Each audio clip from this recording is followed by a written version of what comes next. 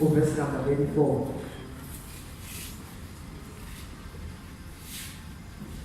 Mark chapter 8, verse 24.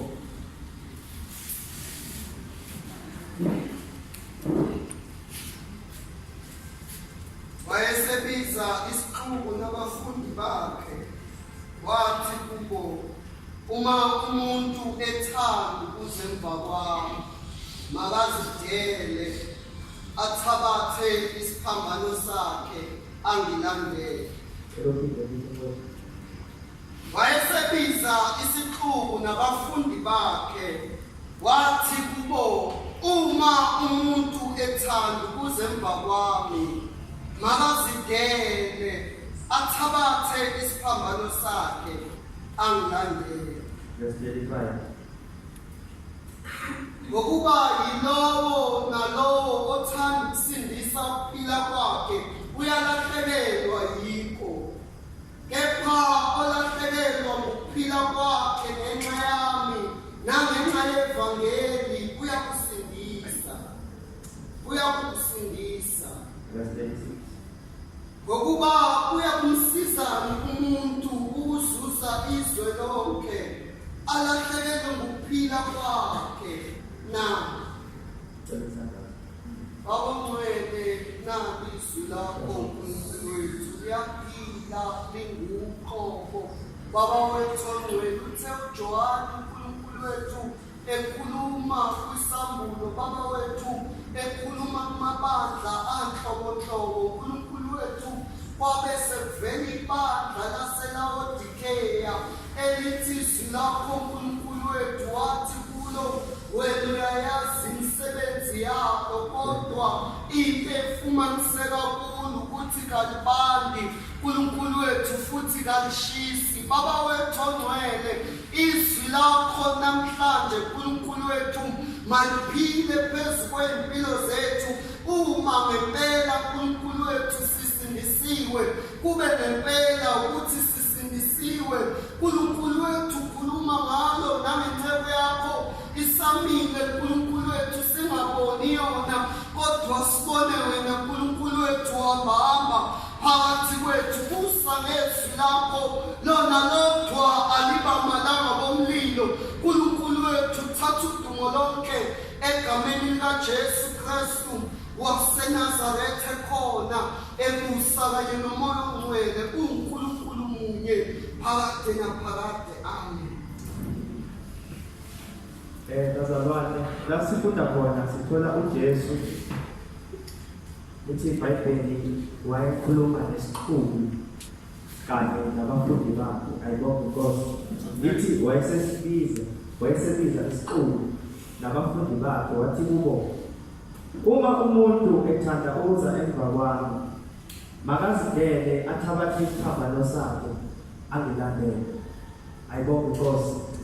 Okusho ukuthi bazalwane ayipheleli emazwini ukuthi sikutshele uNkulunkulu ukuthi siyathanda, kodwa kubiza ukuthi umuntu azidele yena, adele uqobo lwakhe ebeselandela yena uJesu. Ayibonge Inkosi.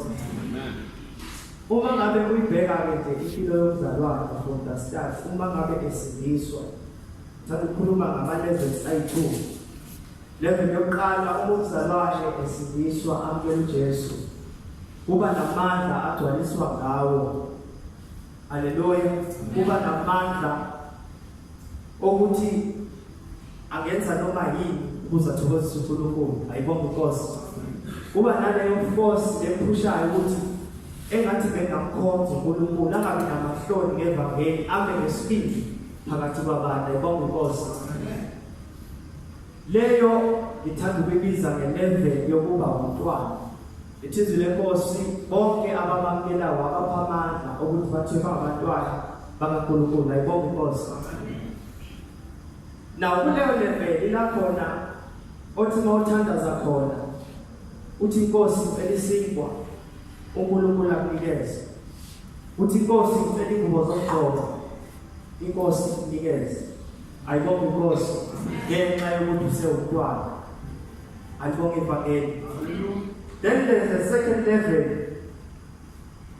Ngithanda ukuyibiza nge-level yobudoda opheleleyo. Ayibonge Inkosi. kule level ila khona ukuthi uyathandaza khona kuvele konke. Ayibonge inkosi.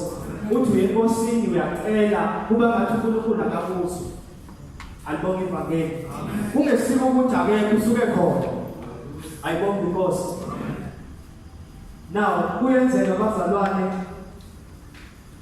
uthandazo yo 5 years. Thandazo yo 10 years. uNkulunkulu athule kuba kathangela. Ayibonge inkosi. Ufaste uzuthandaze nangesilisi. Ukhotha amavesi uthi you set in your way. Hallelujah. Ayibonge inkosi. Kuntathu ukuthi uNkulunkulu usithulele. Ayibonge ivangeli. Now uJesu ukhuluma into yokuthi umuntu ngempela efuna ukulandela mina. Umuntu ngempela ebona ukuthi mina ngiyinkosi. Umuntu ngempela efuna ukufana nami. Hallelujah. Kubizwa ukuthi yenze njani azidelele. Ayibonge inkosi. Ithini lento yokuzidela? Ithi noma uNkulunkulu uyangenzela, noma uNkulunkulu awungenzeli, noma uNkulunkulu nginakho, noma uNkulunkulu akunakho ngizokulandela. Ayibonge inkosi. Ukuzidela kusho ukuthi uyazikhohlwa nokuthi ubani wena. Impilo yakho kuyaphela ukuthi wena usihle. Ayibonge igama lenkosi. Umuntu. Hallelujah. Maqhubeka lelizwi lithi verse 35. Okay, I'll start 34. Uma umuntu ethanda ukuza emva kwami, makazidele athabathe isiphambano sakhe angilandele. Lento isiphambano bazalwane kuyilezinto eziyiweight ekukholweni kwakho. Lezinto ezenza ngazathi uJesu ngakhafula. Hallelujah. Angazenza ukuthi ngithathele uNkulunkulu wethu. Ayibonge inkosi. Angazuye lo washumayela ukuthi kodwa wangenzana. Ayibonge inkosi. Ngenxa yobunzima isiphambano. Hallelujah. Ayibonge inkosi. Uthi uJesu thabatha isiphambano sakhe umlandele. Isiphambano siyilento le ekwenza ube inhlekisa nje ebantwini kwesinye isikhathi. Kuthiwa uyakholwa kodwa lutho. Ayibonge inkosi. Uthi yakholwa kodwa izinto ziyapheka empilweni yakho. Ayibonge ivangeli. Verse 36. Ngokuba kuyamsiza umuntu ukuzuza izwe lonke, alahlekelwe ngokuphila kwakhe na. Ingaba ngakhipha umuntu kube isihleko sokuphila kwakhe na. Ukuba yilona lo onezinhloni ngami nangamazwi ami kulesi sizukulwane esiphingayo lesonakeleyo. Lendodana yomuntu iyakuba nezinhloni ngaye lapho iza ngenkazimulo kayise kanye nezingelosi ezingcwele. Ayibonge inkosi. Yenzeka umzalwane esihamba iminyaka avuka amahlombe ngenxa yeweight. Ayibonge inkosi. Isiphambano siyakwenza umphiko uJesu phakathi kwabantu. Ayibonge igama likaJesu. Isiphambano sathatha uJohane samfaka entilongweni seshumayelile. Ayibonge inkosi. Esefakazile uJohane wathi impela uye lo. Hallelujah. Ngenxa yesiphambano wangena entilongweni. Lithi izwi lenkosi kwafika isikhathi lapho uza khona ukuthi kungabe nguye yini ngempela lo besimlindile. Ayibonge inkosi. Kwacaca ukuthi noma seshondaba still uNkulunkulu akamkhiphi. Ayibonge inkosi. Ongithandayo noma ufuna ukungane kathabatha isiphambano sakhe. Ayibonge inkosi. Cela ukufundele uLuke chapter 14 verse 27.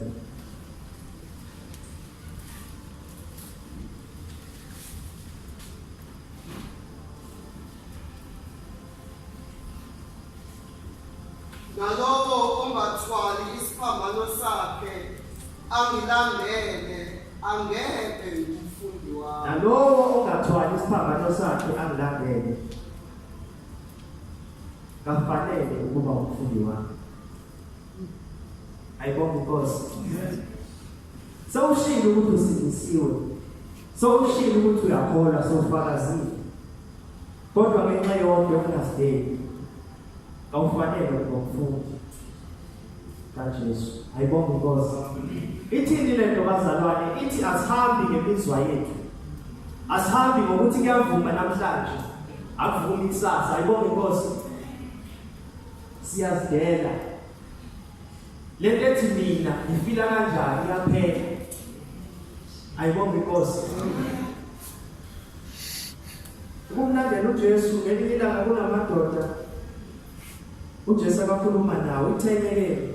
Jesu ngiyathanda impela ukukulandela kodwa ngicela uyozwaba ekhaya. Haleluya. Uyasibona ukuthi isimo esibalekile, isimo esiphuthumayo esinyanisayo. Usicela uyovalelisa. Uthi uJesu ushiya abafileyo. Umlandela. Ayibonge Nkosi.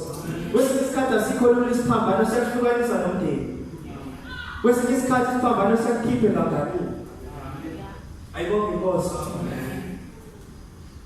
Kubizwa ukuzidela. Asihambi bazalwane ngendlela esizizwa ngayo. Asishumayeli ngoba kuvuma. Asihlabeleli ngoba kuvuma. Asimkhosi ngoba kuvuma. Ayibonge Nkosi. Isiphambano siyathwala. Nomuzwa inyama yakho iphikisa. Nomuyizwa lento yokwahluleka ukuthi ngazathi ngiyadlala. Ngazathi ngimosha isikhathi sami kulenze imbizo. Ayibonge Nkosi. Kuliqiniso ukuthi sikuthakathaka. Ayibonge Nkosi. Kodwa uJesu uyasisiza ekuthakathakeni lethu. Ayibonge ivangeli. Asihambi bazalwane ukuthi sizizwa kanjani. Senza lokho okufuna iNkosi. Simlandela ngavo. Haleluya. Sizofunda futhi bazalwane incwadi Matthew chapter number 10 verse 8. Sizofunda nje kancane ingbekezelele.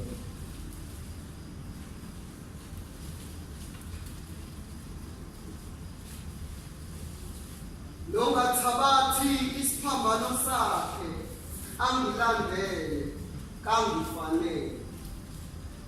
Haleluya. Longathabathi isiphambano sakhe angilandele kangifanele. 2 Corinthians 4 verse 8 to 11.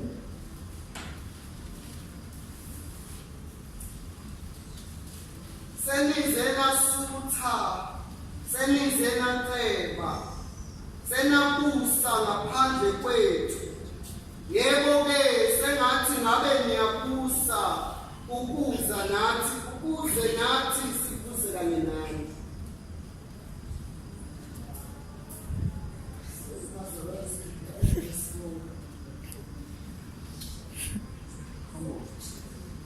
Second Corinthians chapter number 4 verse 8 to 12. Senizena sutha, senizena nceba. Baba Corinthians verse 8 chapter number 4.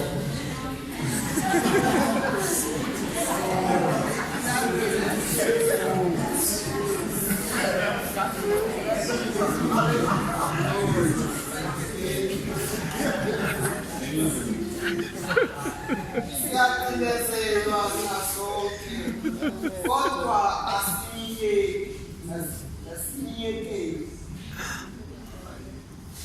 Siyacindezelwa ngasonke kodwa asinyekile.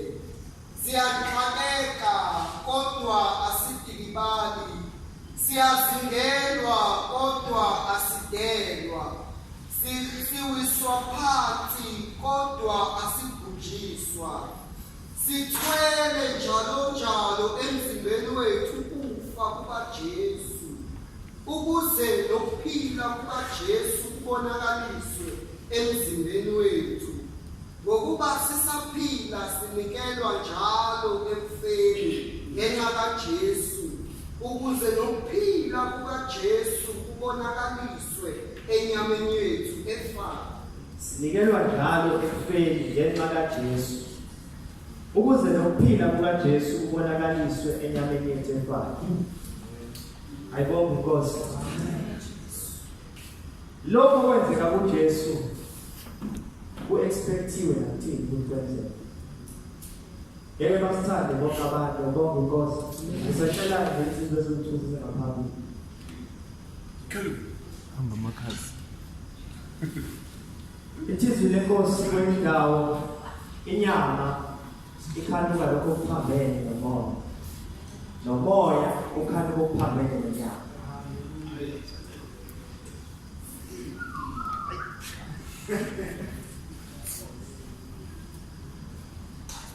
Lo inyama. Mina umoya. Elvisi. Now, inyama yakhe ifuna ukudla izolo. Inyama yakhe ifuna ukuya ezolweni.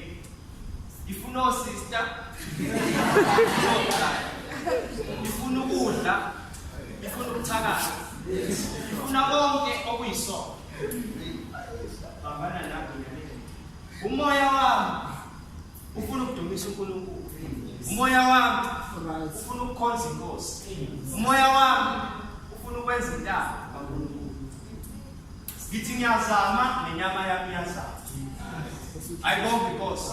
Ngamanye amazwi sisempini. Asenze lokho okuthandwa inyama yethu. Ayibonge Inkosi. Thwala isiphambano kusho ukuthi uxabana noqobo lwakho. Thwala isiphambano kusho ukuthi ulwa nalento oyithandayo. Thwala isiphambano kusho ukuthi inhliziyo yakho kumele inqamuke kwesinye isikhathi. Ungenzi lento oyifilayo. Ayibonge Inkosi. Asenze lokho esikuthandayo. Zashiya izinto siyithanda ngenxa kaKristu. Ayibonge Inkosi. Funda William verse 8. Siyacindezelwa ngazonke. Siyacindezelwa ngazonke. Amanye amazwi noma sekungasahambeki ngenxa yenyama yethu. Ukuthi uyafuna ukuzila ukudla inyama yakho icindezele. Ayibonge Inkosi. Uthi uyayisondeza kuJesu inyama yakho icindezele.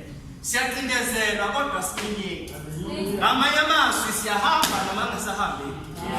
Ayibonge igama leNkosi. Siyaxakeka kodwa asidikibali. Siyaxakeka. Thola ukuthi akukho ukudla endlini. Azikho ingubo zokugqoka. Inyama ikhono ithi buyele ezweni. Kodwa ngenxa yokuthi uJesu uthi asithwale isiphambano. Kubizwa ukuthi sihamba. Ayibonge Inkosi. Naw kuya ngomuntu ukuthi yini ayilalelayo. Yini futhi ayondlayo. Amanye amazwi uma ngabe wondla inyama yakho umoya wakho uyaketuka. Uma ngabe wondla umoya wakho inyama yakho iyaketuka. Uthi ukhona siyazwa nsuku zonke. Haleluya. Uthi siyayituba ngisho inyama yethu. Ayibonge Inkosi. Ngalesikhathi uzama umoya uthi uyayihudula inyama. Nasi lesimo. Ayibonge Inkosi. Nasi lesimo siyakududula.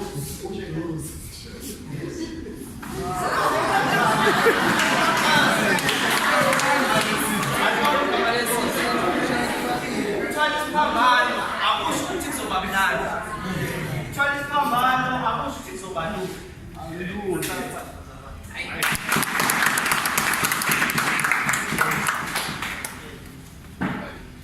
Sizofunda bazalwane Matthew chapter number 16 verse 24 to 26.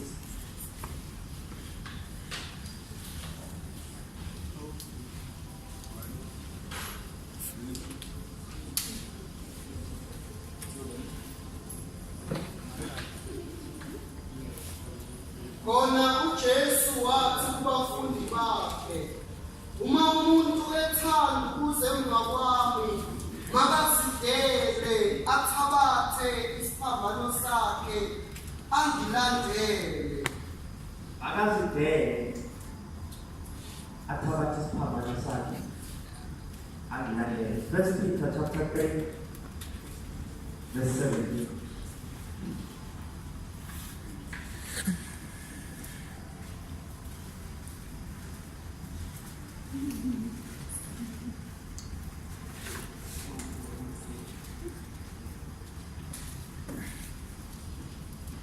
ngokuba kuhle ukuhlupheka ngokwenza okuhle. Kuhle ukuhlupheka ngokwenza okuhle. Qhubeka. Uma kuyintando kaNkulunkulu. Uma kuyintando kaNkulunkulu. Kunokwenza okubi. Kunokwenza okubi.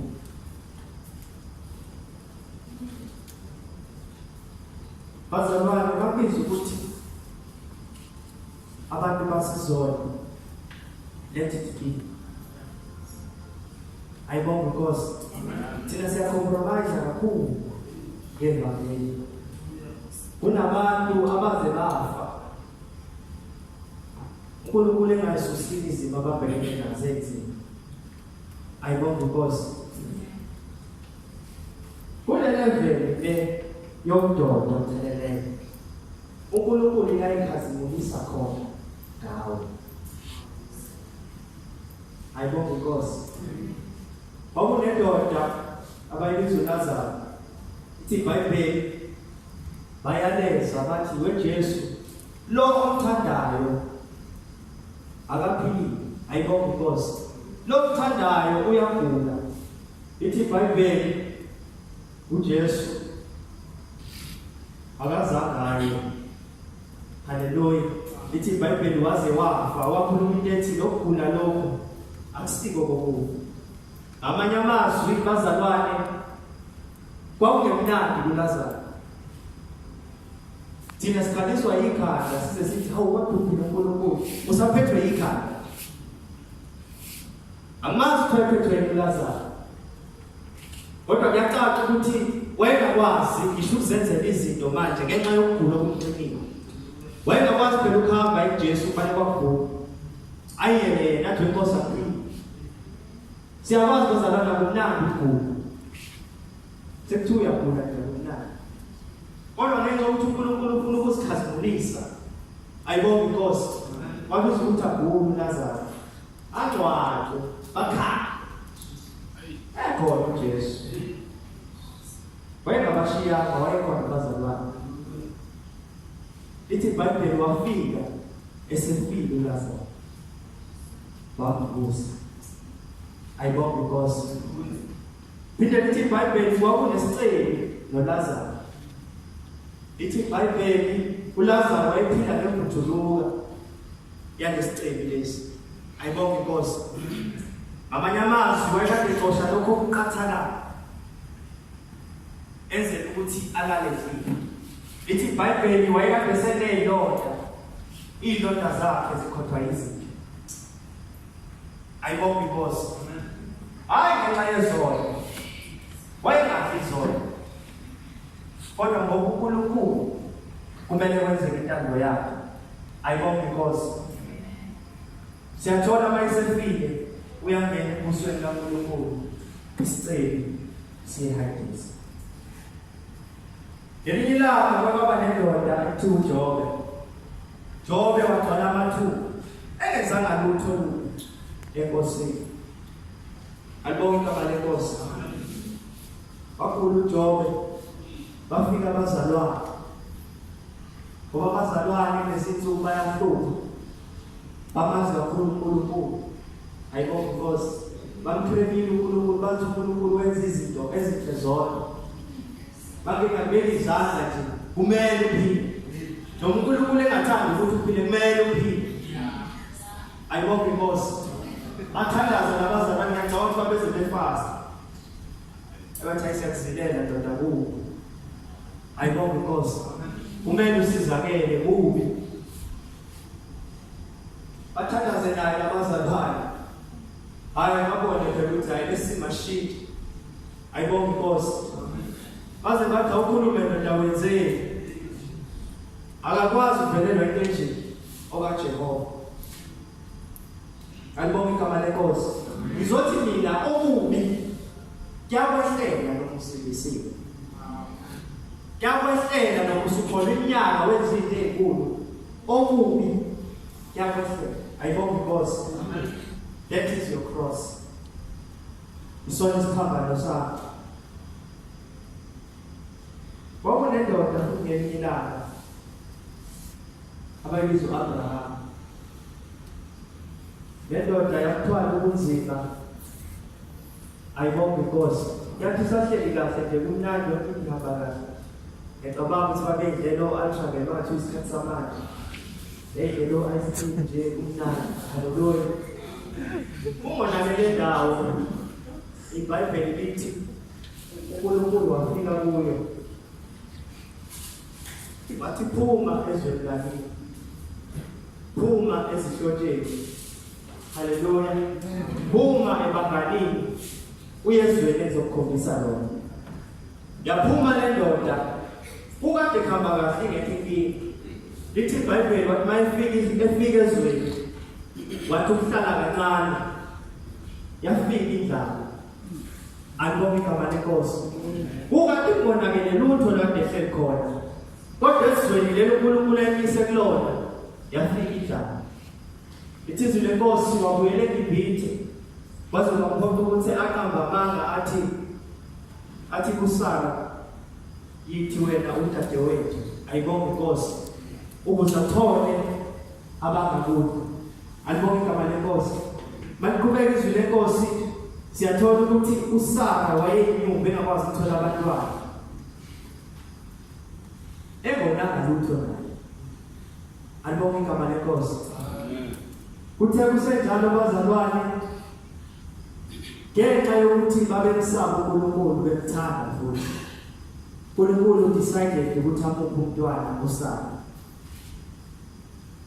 noma semphile nomntwana babizwa ukuthi athwala ihlazo ukuthi hawu lapha yana kunogogo zele unogogo ophethe uswana alibonge igama lenkosi unogogo nomkhulu lapha abathola umntwana ayibonge inkosi wathwala ihlazo kwesinye isikhathi ivangeli libizwa ukuthi uthwala ihlazo ube isiphuphuka enyuvesi ayibonge inkosi abantu betamasa esontweni uthwala ihlazo. 1 Peter chapter 4 verse 1. Njengokuba uKristu wahlupheka enyameni, hlomani nani ukuqonda okunjalo. Ngokuba ohluphekile enyameni uyekile ukona. Ohluphekile enyameni uyekile ukona. Verse 12. Bathandekayo, ningamangani ngomlilo phakathi kwenu, enifikelwa yiyo ukuba nilingwe ngokungathi nehlelwe yinto engaziwayo.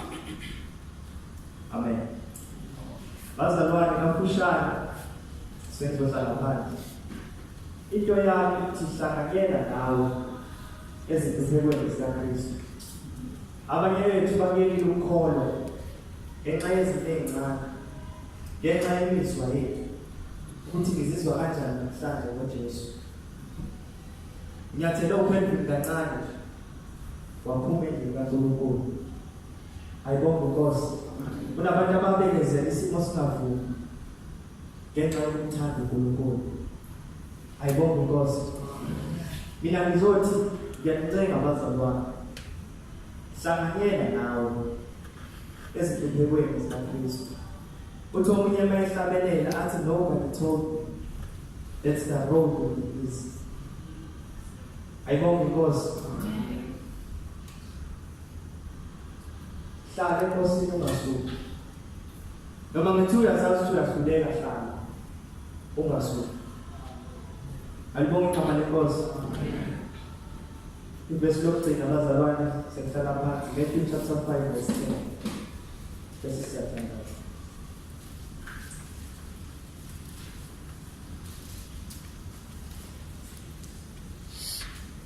Babusisiwe abazingelwa ngenxa yokulunga, ngokuba umbuso wezulu ungowabo. Babusisiwe abazingelwa ngenxa yokulunga, ngokuba umbuso wezulu ungowabo. Ngizosho njalo abazalwane ntambama ukuthi asihlanganyele ezintuphekweni zikaKristu, ngoba basihlupheka kanye naye bayokhazimulisa futhi kanye siphakame sonke sijobela